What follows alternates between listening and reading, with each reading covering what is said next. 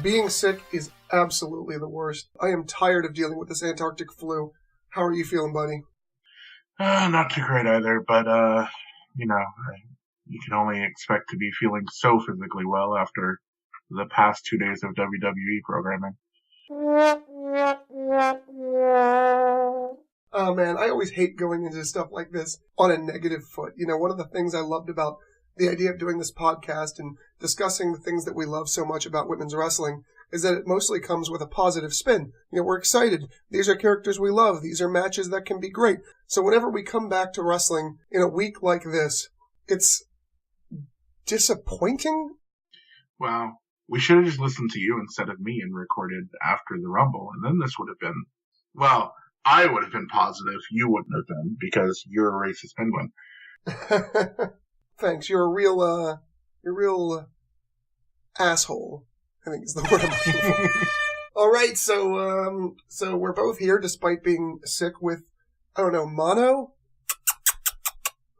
And let's start with positivity. Let's go through this chronologically and say NXT Takeover Philadelphia. The women's match was Ember Moon, champion, versus Shayna Baszler. Why don't you give us a quick rundown of that match and what you thought of it? Yeah, it was just your standard match at first. I thought it was fine. There was nothing wrong with it. And then they got to the go-home sequence. Yeah, which any normal WWE match would have lasted about 20 seconds. Oh, I put you in an armbar. Oh, I'm tapping. I haven't had a chance to even feel the pain, but I already cannot go on anymore. But this one, I like the clouds parted and the light from the heavens shined down, and we actually got a good submission finishing sequence from WWE.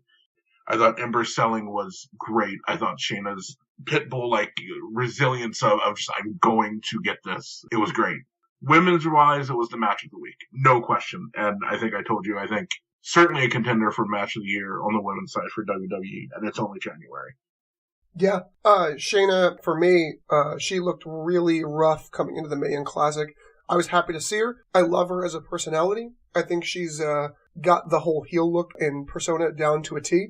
But her actual wrestling skill back in the Mae Young Classic when she first came in was not the worst I'd ever seen, certainly. But she's really kind of cleaned up. She's gotten very crispy since then. And this match was definitely a showcase for her improvement and skills. And absolutely the best storytelling there was, rather than Shayna just locking in the hold and Ember just doing the internal struggle not to tap, she made physical efforts. She moved around the ring. She kicked over, trying to escape, made for the ropes. And that was way more interesting in a will they, won't they tap scenario than your typical put them in and see what happens next. Yeah, but basically, 2 thumbs up all around. Very impressed with the match, and good stuff out of NXT Takeover Philadelphia.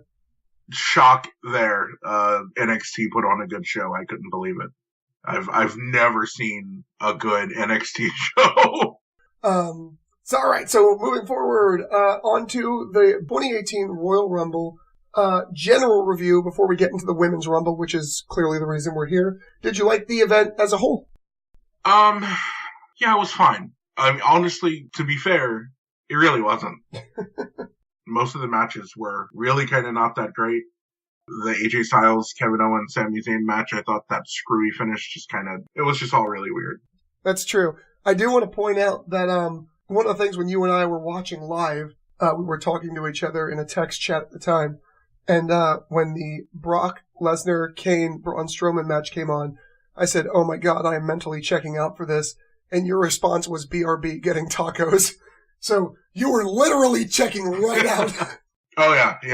I fired up the network on my phone, and I plugged it into my car's audio system, and I listened, quote unquote, listened to that match. All I was listening for was the bell, really. Let's not talk about it. All I'm going to say is, please fire Brock Lesnar. Well, that being said, I liked the Men's Rumble this year. Men's Rumble are really hit or miss, but when they're fun, they're really fun. And I thought this was a good, fun year. I had some great booking, especially early and late in the Rumble. The mid kind of dragged a little, but at the end of the day, Nakamura won. You and I both were A-okay with that move. So 2 thumbs up there. The final four were four legitimate contenders for the belt. Finn Balor, Shinsuke Nakamura, John Cena, and Roman Reigns. It was conceivable that any four of them could have won, be it the fan reaction positive or negative, obviously. But it felt like any of the four of them could have won, which always, I think, makes the final four more exciting. I don't know. I was really happy with the entire Rumble. Like you, the Heath Slater angle I thought was great. I was completely let down by Kofi Kingston's antics this year. Oh, you stepped on pancakes. Wow. I do want to say that I agree with you. The way that the Kofi thing was handled was a letdown, but I thought it had the potential to be a really great spot, though. I kind of thought it would be cool if Xavier and Big E caught Kofi in the air and kept him from hitting the ground at all. Aside from that, I agree with you. I thought it was the best one they've done in years. I don't know. This year was just really good.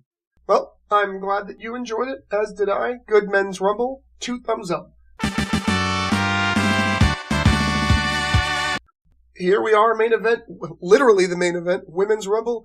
Let's start with the winner, and we'll work our way backwards from there based on these talking points I got kind of laid out. The winner was Asuka. What do you think of Asuka coming out the winner? Well, so at the time, I was fine with it. When you looked at who was in the Rumble, I think there was only maybe 4 or 5 entrants to the Rumble that you could have believed would go on for a WrestleMania title match. I would say Becky, Sasha, Bayley, Asuka, and Nia Jax, and Nikki Bella. I would say those 6. And maybe one more I'm forgetting, but those are like the 6. Like those are the ones that I thought were really believable, especially when we had a Rumble with so many people who were clearly not on the roster, but we'll talk about that later. So I was fine. I was fine with her winning. It made sense. She's getting a title match sooner or later anyways. It's fine. It was fine. All right. So my thoughts are, realistically speaking, I don't think Asuka should have won the Rumble. Mainly because she was already headed towards WrestleMania. I even found a song today that perfectly summarizes my feelings about Asuka. Asuka didn't win the Rumble because she was going to WrestleMania anyhow. Also, while I've got your attention, thongs go on the inside of your pants.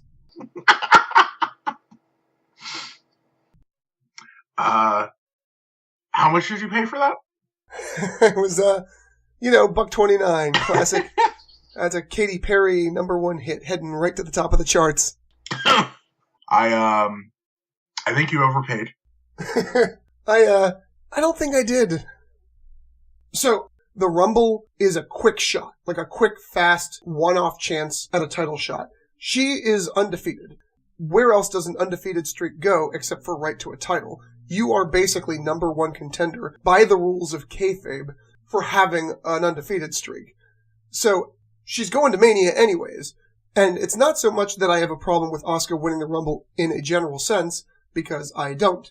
It's that she's taking an opportunity that could have gone to somebody else that would have made more sense. I don't disagree.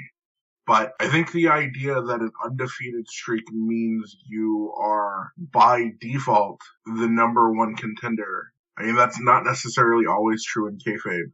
I think just using logic in the idea of any other martial arts-based fighting sport, UFC included, if you're undefeated, you're heading for a title shot. I think, to me, you become #1 contender by proving that you're better than the current #1 contender. But who is that? I mean, she's due a championship opportunity for certain, but who's to say that opportunity isn't at Elimination Chamber? The Rumble is used to cement not only that she's due it, but she's due it at WrestleMania. Shane, what's the thing that's lost us the most money ever? Dad, that'd be the XFL. It lost us like $36 million. Yeah, let's do that again. Dad, fuck you. So we've had our thoughts on Asuka winning. Both of us like her and all, but there is a debate there about whether or not she should have come out on top. What do you think about the final four, which, for clarification, for those who didn't watch or just don't know, was Asuka, Sasha Banks, and the returning Nikki and Brie Bella? So, I think we can agree, to viable contenders for the championship and to fillers. Although I think we disagree on who the fillers and who the viable contenders were. I thought it was fine. The final four, you had one who I, just like with Finn, I didn't think really was believable, and that was Brie. And just as with the men's rumble, I thought she was there to prop up Nikki, just as Finn was there to kind of prop up Shin. And then you had two other viable contenders in Sasha and Asuka. And when I saw that final four, just as I saw the men's, and I was like, well, it's not going to be Finn. Other than that, I'm not really sure what they're going to do. I was like, well, it's not going to be Brie. Other than that, I'm not really sure what they're going to do. Yeah, that's something we got on the list to talk about. So I want to say, because we've been real negative, because there's a lot of negative to talk about, but I do want to say something very positive, and I'm pretty sure you'll agree with me on this one. To the credit of all the returning women, they looked great. I don't think a single one of them looked worse than the day we last saw them in their prime. And that includes Vicky Guerrero. So I want to say, before we get into any more of the negative, absolutely 10 out of 10 thumbs up to, Trish and Molly Holly and Lita. And they all looked fantastic. You've done a great job keeping it together. Side note, by the way, how surprised were you to hear Stephanie McMahon actually mention Chyna by name? Not super surprised. I was sure that they were kind of angling towards putting her in the Hall of Fame this year, but I think the rumors now are that unless of course they do something super shocking and stop just giving one woman a Hall of Fame entry every year, because there can only be one. The rumors right now are that it's going to be Ivory, so I guess maybe not Chyna. But I mean, there was quite a bit of Chyna name dropping at Raw 25 as well, which that shocked me. Well, I'm glad they acknowledged her, because despite her quirky future past her time in WWE and obviously the drugs and the porn and she still was certainly a big part of a big time in professional wrestling history. And, I think she deserves to go in, and hopefully at some point in the future she'll get put in. Well, so outside of that, what were your thoughts on the use of the returning women and the as you would say, the old timers, the Attitude Era women? So I think the Women's Rumble was fine, and that's the most glowing I can be about it. And a lot of it has to do with the old timers. We've talked about it since then, and you and other people have pointed out to me that it was their chance to participate in something that they never had. And I get that, and I'm sympathetic to that. But I think there was a difference between including them and booking them as strongly as they did. Particularly Michelle McCool. On the other hand, how about Molly Holly's amazing 360 cannonball? Yeah, it was pretty good. I was again someone I didn't really know about until recording our episode last week. Yeah, I get to call it, by the way. I was right. I called Molly Holly in our episode last week. Yeah, not only Molly Holly, but also the Hurricane. Well done. Thank you. Weird that they didn't acknowledge the fact that both of them were there. Yeah, really surprising. But in general, back to the original point. I'm fine with this Rumble being what it was, as long as it's the only time it's this heavy. Obviously, let a couple old-timers come back every year. Obviously, give them some great moments and some great spots. But not this heavy. Well, we can't see into the future, so we're just going to have to assume that that's the way it's going to be until we know differently. So for now, I'll agree with you and say that it's fine. It's perfectly acceptable. All right, so here we are, the big finale, the big talking point thing everybody was definitely buzzing about on the interwebs in regards to the end of the Royal Rumble, specifically the Women's Royal Rumble, was the random showing up of Ronda Rousey. So I was sold very quickly. It was really kind of a goofy intro, and awkward in a lot of places, but I think a lot of that is because she was just on another planet at the time. I thought I was going to hate it, and I don't. I think a lot of it comes down to the fact that she was so happy to be there. And anyone who has that level of passion for the product is, you would hope, going to produce something really great. You look at The Miz, he's so clearly passionate about it. Look at how great his work is. Yeah, I think that fudging up and fumbling the whole WrestleMania sign point thing, I think she was just so lost in the moment that she made a few missteps. Yeah. I have to say that the whole introduction of her was awkward's a good word for it. I don't like the story they're telling with, or not telling as it is, where like Asuka hasn't been able to choose, and they're talking about, well, who's Ronda gonna pick? And no, well, don't pick anyways because you don't know who's gonna be the champion. And we know exactly who Ronda picked. She picked WrestleMania, the sign. She pointed at it. I'm gonna get you. You're mine. So is Ronda's pick whoever Asuka doesn't take, or? Well, but then they had the weird, like, Asuka slapping her hand away thing. So is the female WrestleMania main event going to be Asuka versus Ronda? Yeah, I mean, and it would be a good female main event too, but... Sure, I would actually really enjoy that, other than the fact that they'd be feeding Asuka's streak to a brand new person. So I agree with the vast majority of what you're saying here, in that I am the kind of Mark who is excited to see what Ronda's going to do. We haven't seen her in a pro wrestling match situation yet, so I'm very curious to see what her talent level is. Yeah, maybe she'll end up being pretty good. Shayna's made the crossover pretty well. We just got done complimenting her from her NXT match with Ember Moon. Maybe Ronda will have similar or even better output of talent. So I am excited. I do think that an Asuka main event at WrestleMania against Ronda would be great. In fact, to be honest, if they book it well and Ronda shows talent in the ring, they might even be able to push that as the actual main event of Mania. But I don't know. I'm excited to see what she has. I'm so angry at the handling of it, though.